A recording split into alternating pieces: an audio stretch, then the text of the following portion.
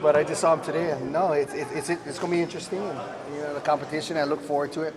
I just had that conversation with someone that, it's the same feeling that you had. Who's going to be after Eno? Who's going to be after Rashad? Who's the next guy? And so I think that we have a room that can step up for that, and so we'll see how it goes. But he was special.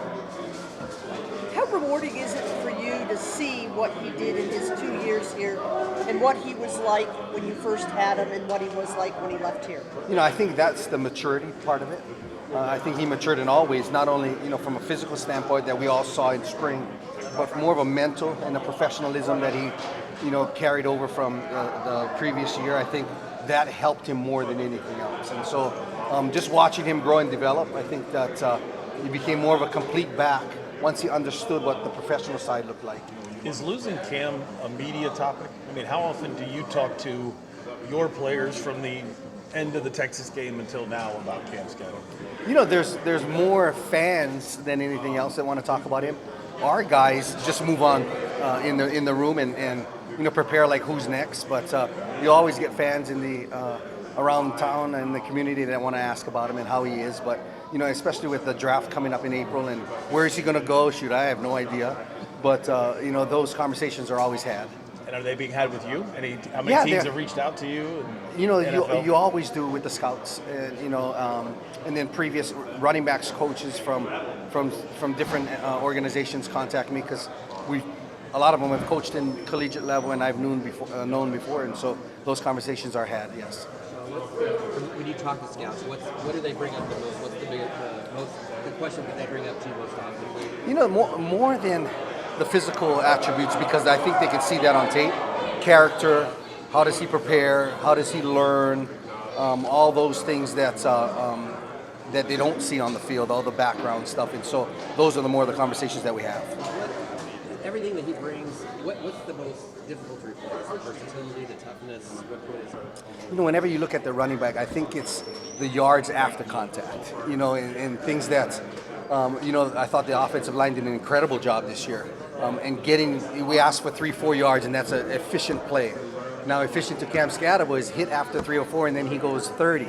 And so those are the things that, how do you make up those yards in this offense coming up, and who is going to replace those? And hopefully there's running backs that watched him, and that's the important part, is the yards after contact that we can't make up. How much of a surprise was the 39.5-inch vertical?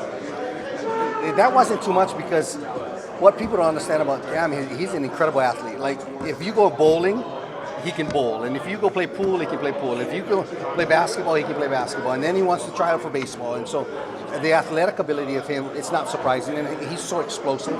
And so wasn't surprising to me. It could be for others, but I've just seen the background of it. So how was Kanye? What do you see in Udo?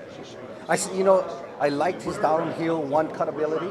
Now I haven't seen him in full force working with me from the flexibility side and diversifying, catching the football out of the backfield. So I got to see that still. But I'm excited about his bigness, his toughness, especially from a mental standpoint. He's tough as nails now. So it's been 3 years at West Point, and so he had no reason not to be. So is he rubbing off on other guys? West Point's a different world. Yeah, and everything he does is professional, and he's a guy that sits back and processes well. So some people try to figure out, is he mad at me or not? And he's just listening the whole time, and I think that's from the training at West Point. But no, I'm excited to see what he brings to the table. What do you think about the diversity of the group of guys? You got Kanye, a guy who's bigger. You got Sip, who's more of a speed guy, and Raleek, who's like a receiving guy. What do you think about the diversity of all the guys you have? Kind of when I go and recruit, I recruit to that too. It's hard to find a guy like Scat. I think that's generational, that he can do everything. And so if it's by committee or somebody that is going to take the bulk of it, I think that you have to diversify the room. And who's the Scat guy? Who's the power guy? Who's the third down back out of the backfield? So you try to hopefully get all those taken care of. But if you can find the one guy, then you're blessed. So.